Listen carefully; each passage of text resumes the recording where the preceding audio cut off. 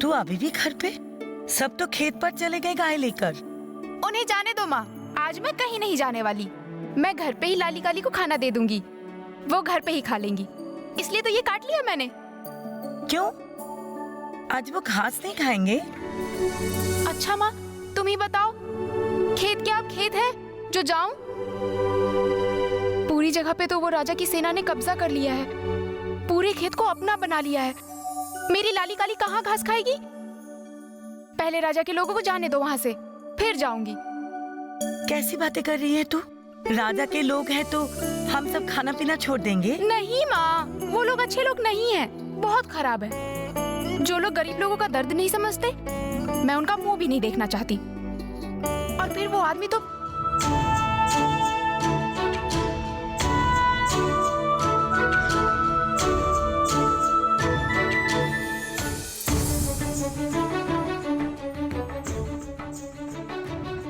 पारुल, वो आदमी मतलब किसके बारे में बात कर रही है? हुआ क्या है तुझे? बता मुझे। कुछ भी नहीं, ऐसे ही। ऐसे ही? लेकिन तू तो कुछ बोलते बोलते रुक गई। नहीं पता, छोड़ो।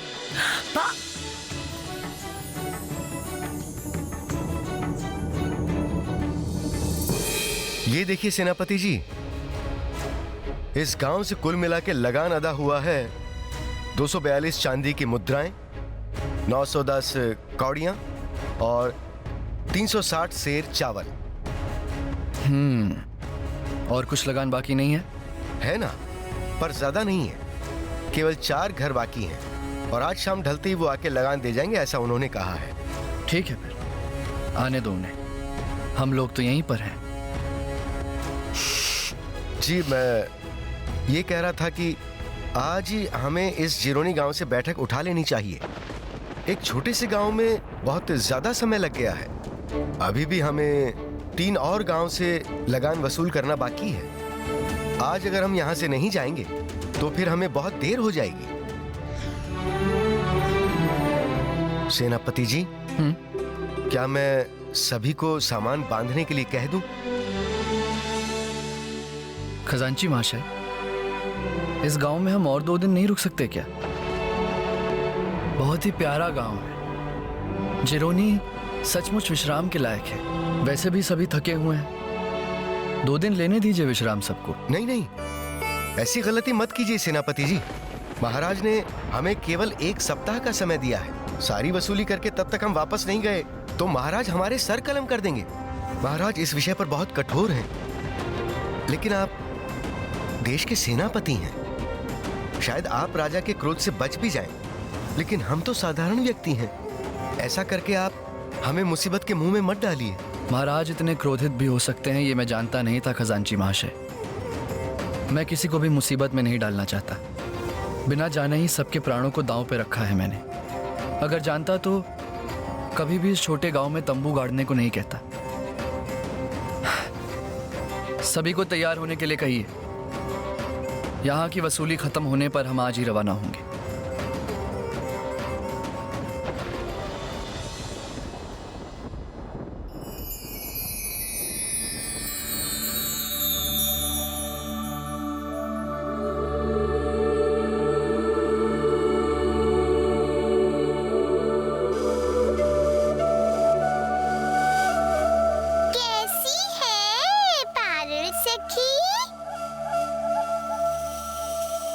मेरे सुखी और सरी, इतने दिनों बाद कैसी हो तुम दोनों? कहाँ थे तुम दोनों इतने दिनों से? इतने दिनों बाद याद आई तुम लोगों को मेरी? नहीं नहीं, तुझे हम थोड़ी भूल सकते हैं। हम तो तेरे ही काम से गए थे। मेरे काम से? तेरे लिए दूल्हा ढूंढने गए थे। 7 समुंदर, 13 नदियाँ पार ढूंढने के बाद मिला है हमें तेरा दूल्हा। और तुम्हें ये काम किसने दिया, बताना जरा। मैंने कहा था क्या मुझे दूल्हा चाहिए? तेरे ना बोलने से क्या होगा, हमारी भी कोई जिम्मेदारी है। हमारी आंखें भी तो हैं पारुल। ऐसा रूप, ऐसे गुण, तुझे तो एक बढ़िया दूल्हा चाहिए ही चाहिए। और उसे हमारे अलावा और कौन ढूंढेगा पता? फिर वही बात, गुस्सा मत दिलाओ मुझे। तुम्हें और कोई काम नहीं है क्या? मैं तो छोड़ चली बाबुल का देश, पिया का घर प्यारा सुखी सारी, गुस्सा मत दिलाओ मुझे, अच्छा नहीं होगा। होगा बाबा होगा, सब अच्छा ही होगा। दूल्हा आएगा अभी अभी, लेके जाएगा तुझे सखी। दूल्हा आने से क्या होगा? मैं क्या किसी से भी शादी कर लूंगी?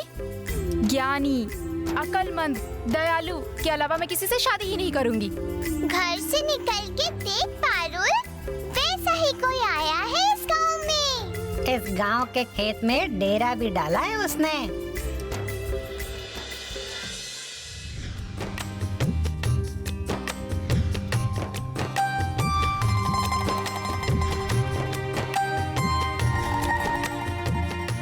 कुछ भी बोलती है तू।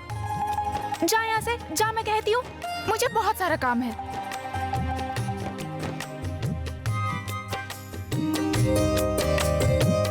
वैसा ही कोई आया है इस गांव में। इस गांव के खेत में डेरा भी डाला है उसने।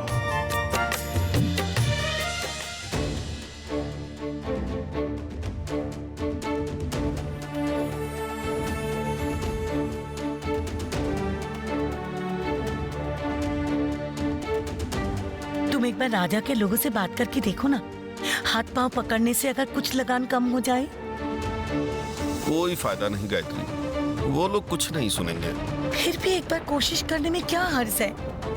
इतना उधार वापस करते करते तो हम लोग तो भूखे मर जाएंगे, और वैसे भी हम लोग ये उधार कभी नहीं चुका पाएंगे।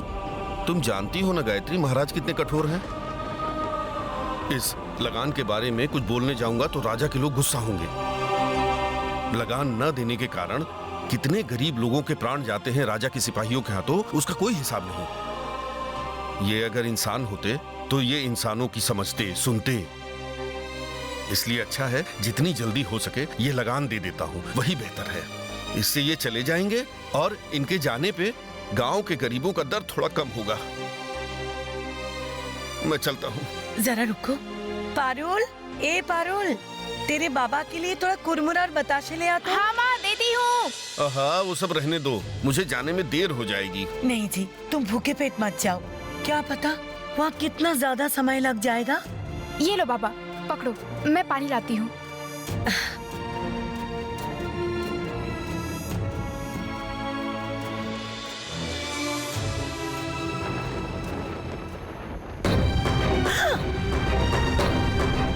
थैली ले गए, थैली ले गए। सर्वनाश हो गया। दे इधर मेरी थैली।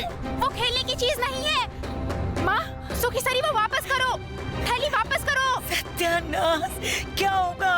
अरे अब तो बर्बाद हो जाऊंगा। सुखी, वो खेलने की चीज नहीं है, वापस करो वो थैली, वापस करो। बचपना मत कर सुखी सरी, वापस कर। उन कौड़ियों से बाबा लगान देंगे। सुन मेरी बात, तुम क्या चाहती हो? हम सब जहर पीकर मर जाएं?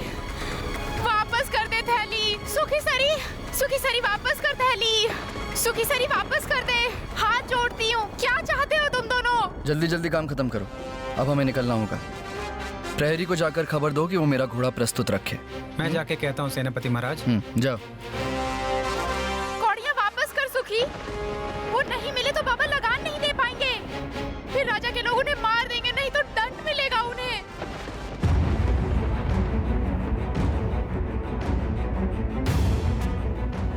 क्यों ऐसा बचपना कर रहे हो, बताओ? बात सुनो मेरी। कौन ऐसे चिल्ला रहा है और क्यों ऐसे चिल्ला रहा है?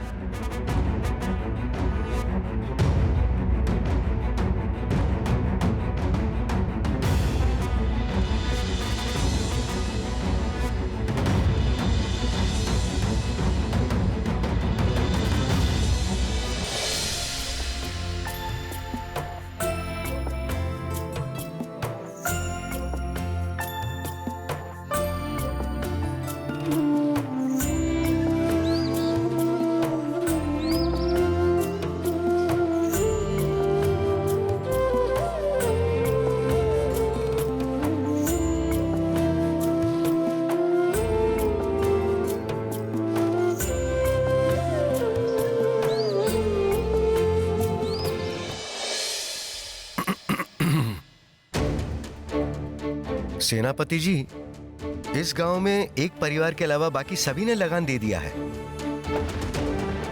अगर आप अनुमति दें तो जिन्होंने लगान नहीं दिया है, क्या हम उन्हें बंधक बना के ले जाएं?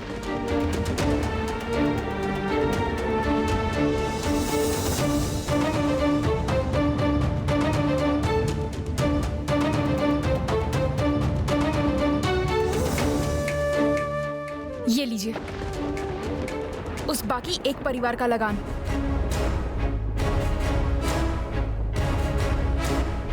अब शायद उन्हें बंदी बनाने का हुक्म नहीं दिया जाएगा। उन्हें अगर मेरी वजह से कोई तकलीफ है तो? तकलीफ होने से क्या होगा? लगान माफ हो जाएगा। पहले कभी ऐसा हुआ है ऐसा मैंने तो नहीं सुना। जो नहीं हुआ वो कभी नहीं होगा, ऐसा जरूरी तो नहीं। ठीक है, तो 2 गुना लगान और कौड़ी सभी से जो वसूली की गई है वो उन्हें वापस कर दीजिए। और जिनमें लगान देने की क्षमता नहीं है उनका लगान माफ कर दीजिए। देखो कैसे करते हैं। राजा को लगान देना प्रजा का कर्तव्य है। और राजा का कोई कर्तव्य नहीं है। राजा का धर्म है प्रजा का पालन।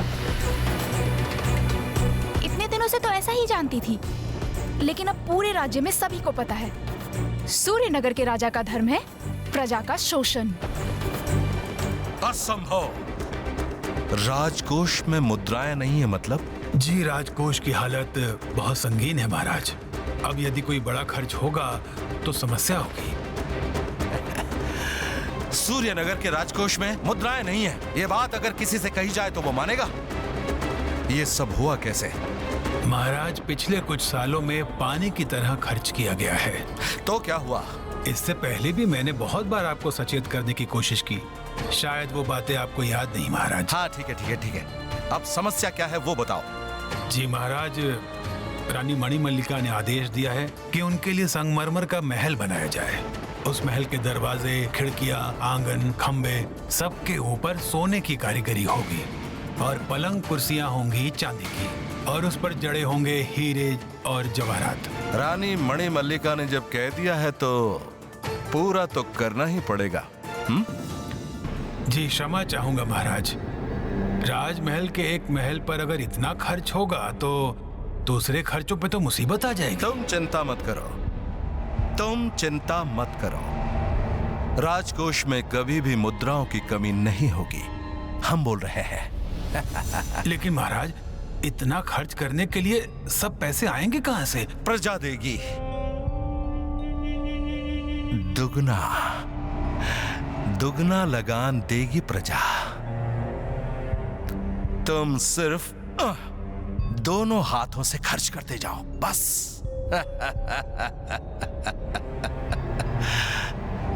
सेनापति राघव स्वयं गया है लगान वसूल करने।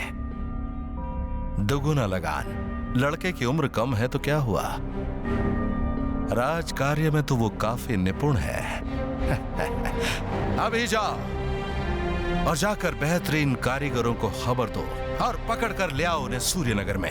हम चाहते हैं कि मणिमल्लिका का महल ऐसा हो जिसे पूरा संसार देखता रह जाए। आवश्यकता पड़ी तो विशेष लगान भी देना होगा प्रजा को।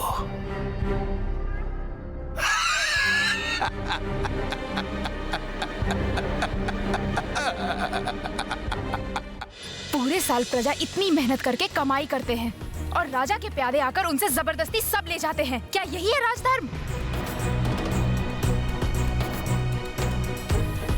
ये क्या बोल रही हो?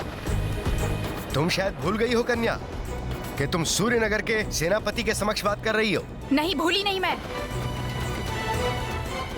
मैं सिर्फ सेनापति महाशय को अपना कर्तव्य याद दिलाने की कोशिश कर रही हूँ।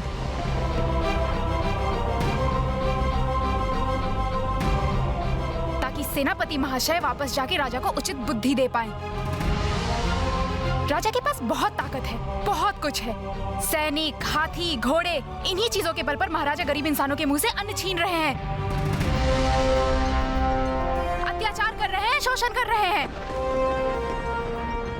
आप तो सेनापति हैं, आपको कभी ऐसा नहीं लगा कि ये अन्याय हो रहा है, गलत हो रहा है? बोलिए। मैं राज कर्मचारी हूँ। महाराज के आदेशों का पालन करना ही मेरा धर्म है और कर्म भी। अर्थात आप सब लोग राजा के हाथों की कठपुतलियां हैं बस। राजा गलत कर रहे हैं ये जान के भी कुछ नहीं करेंगे, मुंह बंद करके रहेंगे। याद रखिएगा सेनापति महाराज, प्रजा की आंखों के आंसू का परिणाम बहुत भयंकर होता है। किसी का इतना भी शोषण मत करो कि डर खत्म हो जाए। जिस दिन प्रजा एकजुट होकर खड़ी हो गई, उस दिन आप में से किसी को रिहाई नहीं मिलेगी, किसी को भी नहीं। सावधान कन्या, तुम नारी हो, इसीलिए सूर्यनगर के सेनापति तुम्हें अभी तक सुन रहे हैं। पर बहुत हुआ। सिपाही, इसे बंदी बनाओ और बंदी बना के महाराज के समक्ष पेश करो। ये राजद्रोही है। चलो। बंदी बनाइए मुझे, ले चलिए। राजा के सामने भी मैं सिर्फ यही बात कहूंगी। उससे शायद मेरी गर्दन कट जाएगी या तो मुझे सूली पे चढ़ा दिया जाएगा, लेकिन सच बात मैं कहूंगी ही। सच बोलने से नहीं डरती मैं। ऐसे बुत बने क्या सुन रहे हो? चलो बंदी बनाओ। रुको।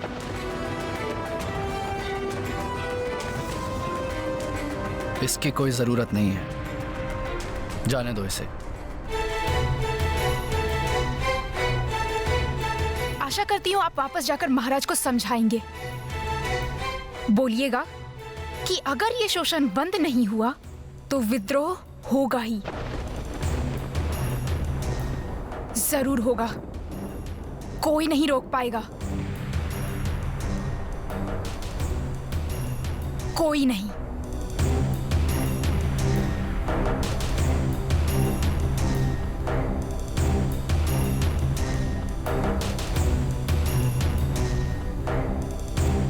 कौन है ये अग्निकन्या? इतनी स्पष्टता से इतना कड़वा सच इससे पहले बोलने की किसी ने हिम्मत नहीं दिखाई। सेनापति जी, आपने उसे जाने दिया? हाँ, जाने दिया उसे, क्योंकि मेरे मुताबिक उसने कोई अन्याय नहीं किया है। अपनी मुश्किलें बताई हैं बस, और अपने दुख और दुर्दशा के बारे में बताना कोई अन्याय नहीं है खजांची महाशय। आपका घोड़ा प्रस्तुत है सेनापति महाराज। जाना तो होगा ही। देरी हुई तो महाराज बहुत नाराज होंगे। जाओ तुम सब, प्रस्तुत हो जाओ, जाओ।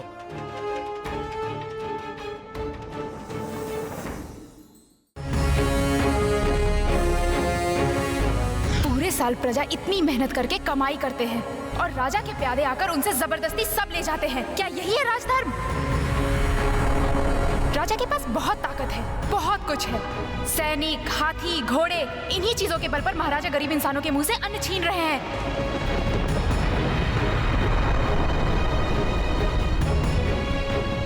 किसी का इतना भी शोषण मत करो कि डर खत्म हो जाए।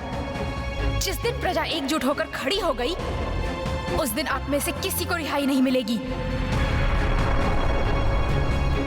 अगर ये शोषण बंद नहीं हुआ तो विद्रोह होगा ही, कोई नहीं बचेगा। सेनापति जी, जिरोनी गांव से यहाँ आकर हमने एक ही दिन में पूरा लगान इकट्ठा कर लिया है। पता है ना, यहाँ की प्रजा महाराज के डर से थर थर कांपती है। भूखे रहकर हो या फिर घर जमीन गिरवी रखकर हो, उन्होंने डर के मारे महाराज के सारे लगान दे दिए हैं।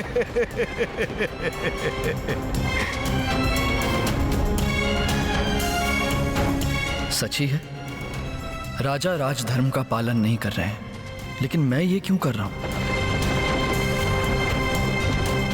नहीं, मैं इस तरह से प्रजा का शोषण नहीं कर सकता। वापस जाते ही मुझे महाराज से बात करनी होगी। और कहीं से लगान लेने की जरूरत नहीं है खजांची महाशय, बहुत हो गया। अब हम सूर्यनगर वापस जाएंगे। सभी को तैयार रहने के लिए कहिए। कल सुबह हम रवाना होंगे।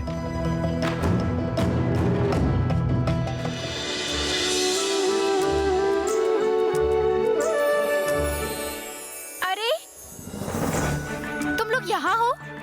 तुमने फूल चुन लिया? फूल नहीं चाहिए, चावल और घास से हो जाएगा। ठीक है, तो फिर पूजा का सामान इकट्ठा करके धवली और शामली को लेकर खेत पर आ जाओ। मैं ये साग माँ को देते ही लाली और काली को लेकर खेत पे आ जाऊंगी। नहीं रे, आज नहीं जाना हमें, तू ही जा। क्यों? क्यों नहीं जाना है? खेत तो खाली है। राजा के सब लोग तो चले गए यहाँ से। जाने दे, मगर हमारे पास समय नहीं है पारुल। ऐसा क्या राजकार्य है तुम्हारे पास?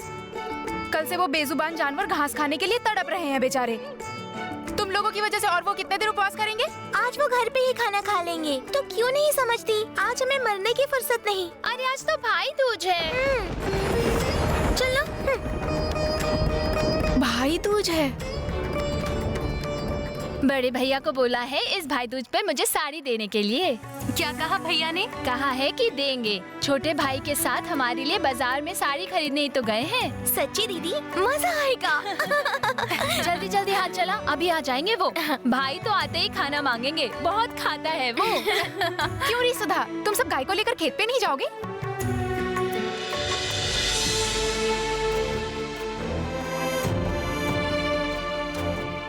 तुम ये सब क्या कर रहे हो? 3 बहनें मिलके? कितनी बुद्धू है पारुल तू। आज के दिन बहनें क्या करती हैं तुझे पता नहीं क्या? हम भाई दूज की तैयारी कर रहे हैं।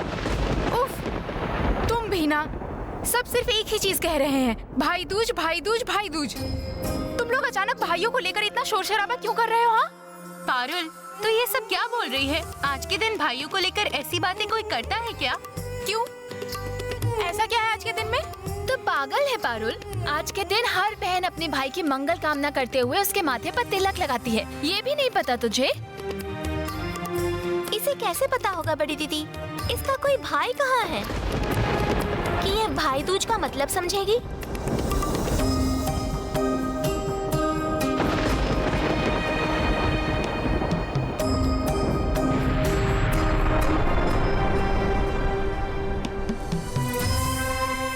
भाई को मैंने लगाया टीका, यम के द्वार पे काला टीका। यमुना लगाए यम पे टीका, मैं लगाऊं अपने भाई को टीका। यमुना से टीका मिला तो यम हुआ अमर, मेरे हाथों के टीके से मेरा भाई भी बने अमर।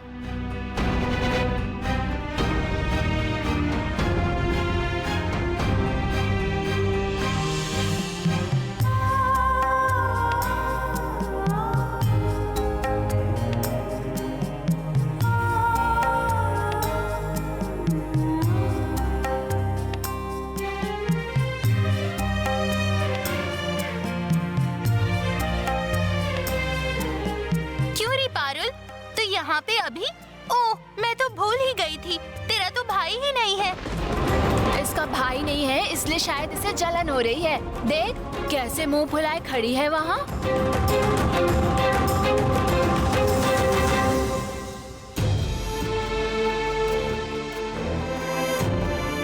क्या हुआ तुझे?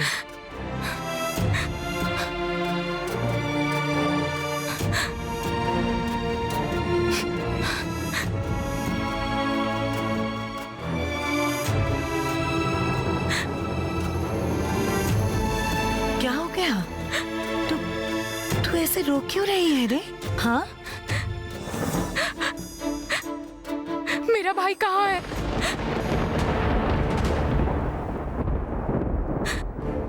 भाई? हाँ भाई, सबके पास भाई है। आज सब भाई दूज मना रहे हैं। मैं किसे टीका लगाऊं माँ?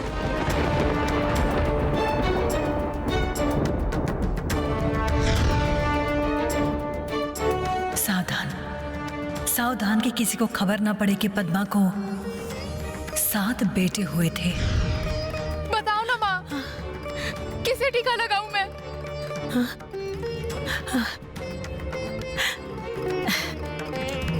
देख बेटा,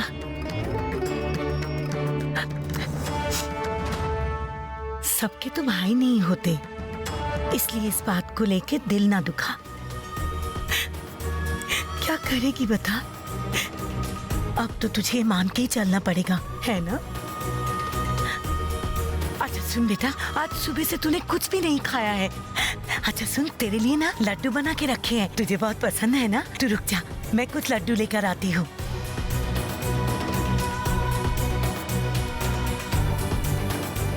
और तुझे पता है, लाली काली तुझे सुबह से बुला बुला के थक गई। मुझे लगता है तुझे ढूंढ रही थी, पता है। ले ये लड्डू खा ले, फिर उनके पास चले जाना, ठीक है? ले बेटा खा ले। मुझे लड्डू नहीं चाहिए, कुछ नहीं चाहिए मुझे। पारुल, पारुल सुन जरा, पारुल। मन तो दुखी होगा ही, साथ साथ भाई होते हुए भी आज के दिन तू कितनी अकेली है कि तू भाई नहीं होते, इसलिए इस बात को लेकर दिल ना दुखा। सबके भाई हैं, मैं ही अकेली हूँ। मेरा कोई भाई नहीं है। क्यों नहीं है मेरा भाई? क्यों नहीं है?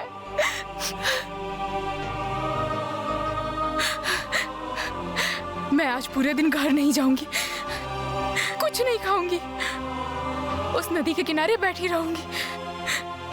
मुझे कोई भी नहीं ढूंढ पाएगा, कोई नहीं ढूंढ पाएगा मुझे, कोई भी नहीं ढूंढ पाएगा मुझे।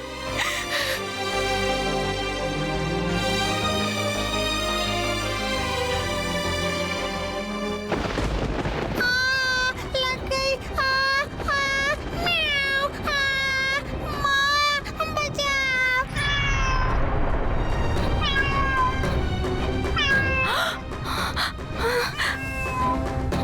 अरे रे, तुझे दर्द हो रहा है ना? मैंने देखा नहीं था। बहुत दर्द हो रहा है तुझे? मैंने सच में तुझे नहीं देखा।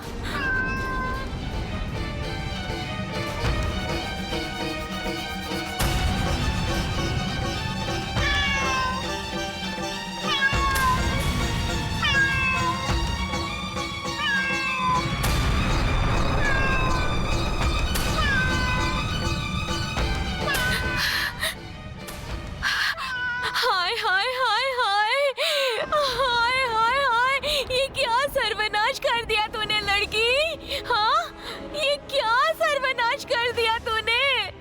जरा देखो तो, मेरे पोते का पैर तोड़ दिया तूने। क्या सर्वनाश कर दिया? देखो मैं, जरा देखो तो।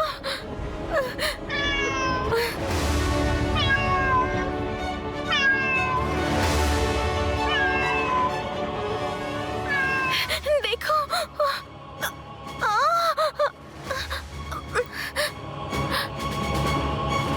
ये तूने क्या किया लड़की? हाँ, ये तूने क्या कर दिया? मेरे पोते का पैर तोड़ दिया। ये तुम्हारा पोता है क्या? अरे अरे, ये बिल्ली कोई ऐसी वैसी बिल्ली नहीं है ना। हाँ, न जाने कितनी ही मन्नतों के बाद पूजा पाठ करके ये बिल्ली मुझे मिली थी। मैं इसे अपना पोता मानती हूँ। और तूने इसका पैर तोड़ दिया? हाँ, पैर तोड़ दिया।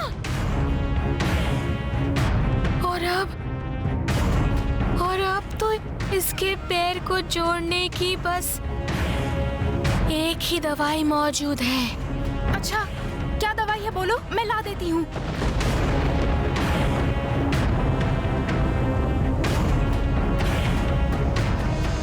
ये तुझे बताने का कोई फायदा नहीं। वो दवाई लाना तेरे बस की बात नहीं। अरे तुम बोलो ना, मैं जरूर ढूंढ के लाऊंगी। तुम बताओ तो मुझे। ना बाबा ना, तू इतनी सी लड़की है, तू कैसे लाएगी? ये तेरे बस की बात नहीं है। अब मेरे पोते को पूरी जिंदगी इस टूटे हुए पैर के साथ जीना पड़ेगा। मैं कसम खाती हूँ दादी माँ, मैं जैसे भी हूँ वो दवा लाकर तुम्हारे पोते का पैर ठीक कर दूंगी। मेरी वजह से उसका पैर टूटा है ना, तुम बिल्कुल फिक्र मत करो। तुम बस एक बार बताओ मुझे, कौन सी दवा है? ठीक है, तो फिर तो ध्यान से सुन। पूर्णमासी की रात को स्वर्ण ज्योति का फूल के शहद से छत बनाती है सुनहरे रंग की मधुमक्खियाँ। उस सुनहरे छत्ते को तुझे तोड़ के वहां से सुनहरे रंग का शहद ले आना होगा। एकमात्र उसी शहद से ही मेरे पोते का पैर जुड़ पाएगा। हाय रे, हाय बेचारा। जा, अब जाके ला दे वो शहद, जहां से भी हो सके ला दे, ला दे। जा जा जल्दी आ, जा जा। ये कैसा शहद है? बचपन से ही जंगलों में घूमती रही हूँ मैं। देखना तो दूर, आज तक नाम भी नहीं सुना है मैंने इस स्वर्ण ज्योति का फूल का। स्वर्ण पंखों वाले मधुमक्खी भी तो नहीं देखी मैंने कभी। रो मत बेटा, और मत रो, और मत रो बेटा। वो लड़की तेरे लिए दवाई ले आएगी। मत रो, मत रो।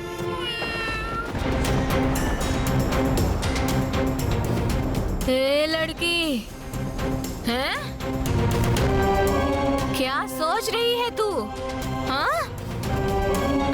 कुछ नहीं दादी माँ, सोच रही हूँ सोने के पंखों की मधुमक्खियों का छत्ता कहाँ मिलेगा। ओ, मुझे क्या पता। हाँ, लेकिन तू ढूंढ कर देख, कहीं तो जरूर होगा। जा, अब जा, तू जा, अब देर मत कर। मेरा पोता बहुत दर्द में है, देख। हाँ, जा रही हूँ दादी माँ। जब ये गलती मुझसे हुई है तो प्रायश्चित भी मुझे ही करना होगा।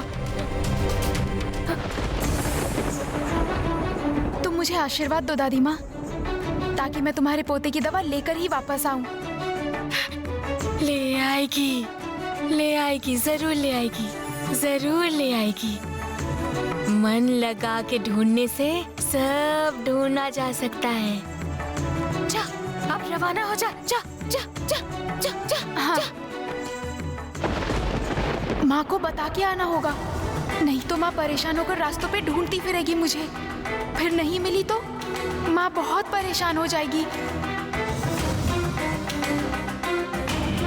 हे लड़की, लड़की, रुक क्यों गई तू? हाँ?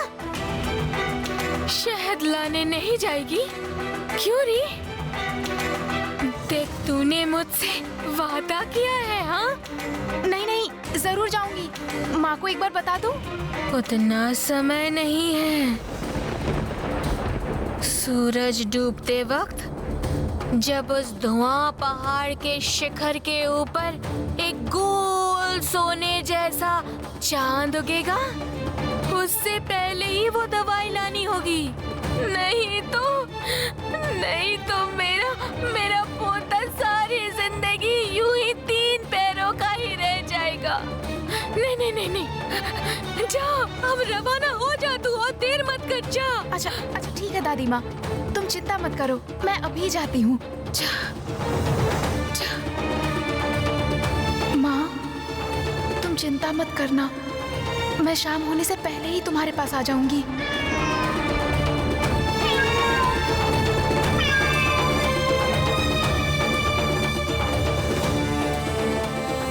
चलती हूँ दादी माँ। जा जा जा जा। नहीं रोते बेटा, नहीं रोते। वो जल्दी दवाई ले आएगी।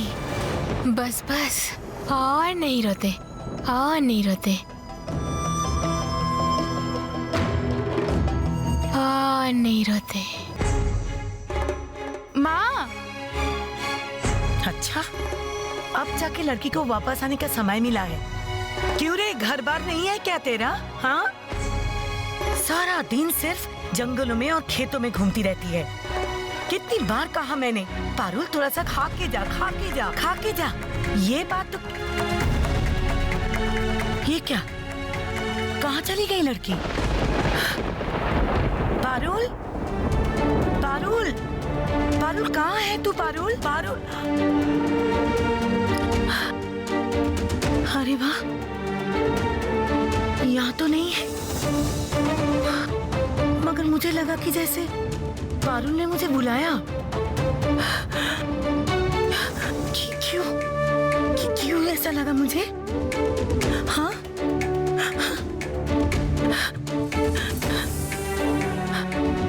हाँ, मेरे पारुल कोई मुसीबत में तो नहीं है ना? हाँ?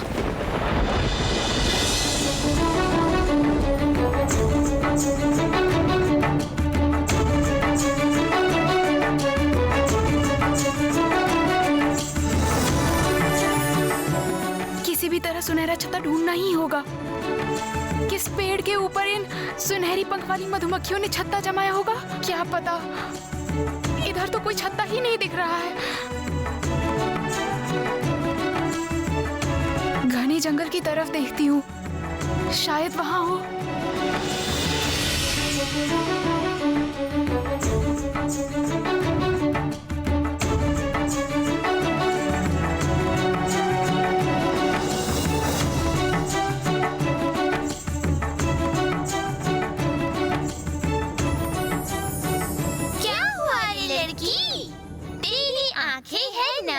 चेहरे पे है शिकन, बोल क्या हुआ लड़की? स्वर्ण ज्योति का पुष्प मुझे कौन से वन में मिलेंगे? कहाँ रहते हैं सोने के पंखों वाली मधुमक्खियों का झुंड? तू एक काम कर पारुल दोस्त, रंग बिरंगी नाम की तितली देश विदेश की बहुत खबर रखती है। चल हम उसके पास जाते हैं। चलो।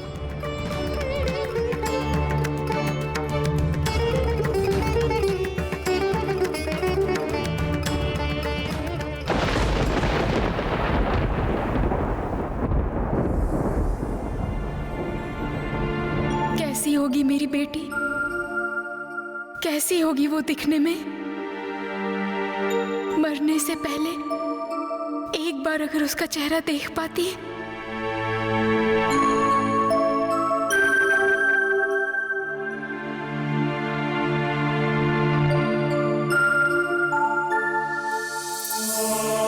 कितने साल बीत गए इस बंद कोठरी में,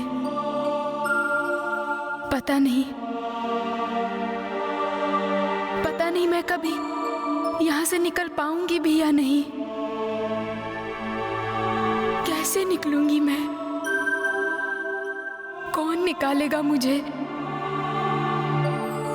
अगर मेरे बेटे जिंदा होते तो शायद।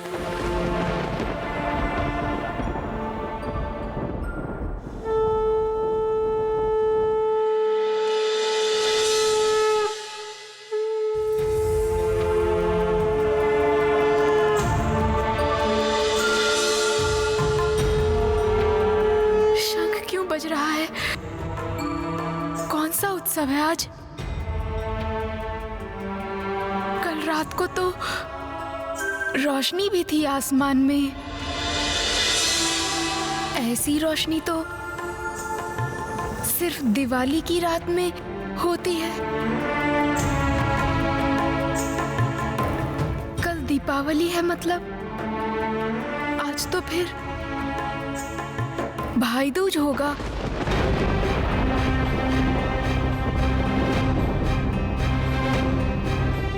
वही होगा, घर घर में भाइयों के माथे पे बहनें तिलक लगा रही होंगी, शायद इसलिए शंख बज रहा है।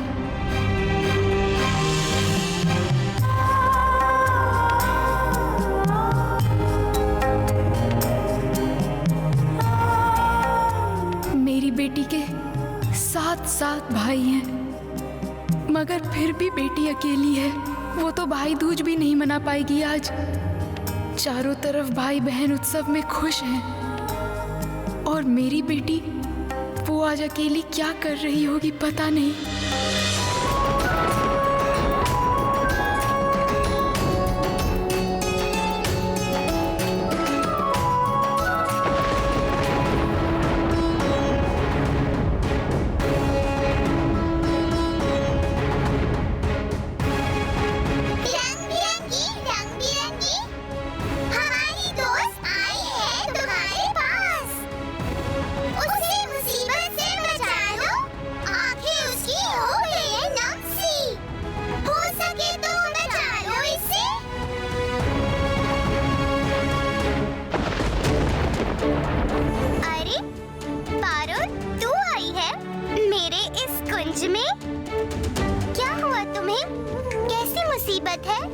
बड़ी मुसीबत है।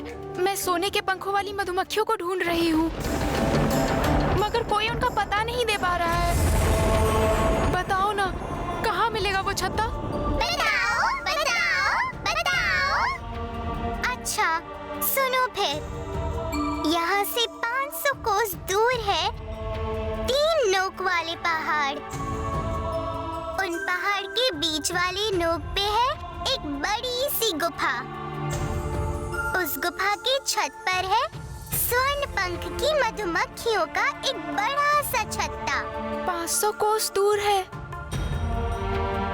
मैं वहाँ पहुँचूंगी कैसे? कैसे कैसे पहुँचेगी कैसे? पहुँचने का इंतजाम हो जाएगा, लेकिन मुश्किल ये है कि वो सुनहरी मक्खियाँ बहुत स्वार्थी और डरावनी है। वो कभी भी किसी को भी शहद नहीं देंगी, और तो और वो एक साथ मिलकर तुझे काट लेंगी। तो फिर उपाय? एक काम करो, तुम जाकर एक तीर और धनुष बनाकर ले आओ। तीर धनुष? मैं अभी बनाकर लाती हूँ। पारुल! पारुल! ए पारुल! कहाँ हो बेटा? पारुल तू कहाँ है? वापस आ जा मेरे पास। कहाँ गई बिटिया? पारुल!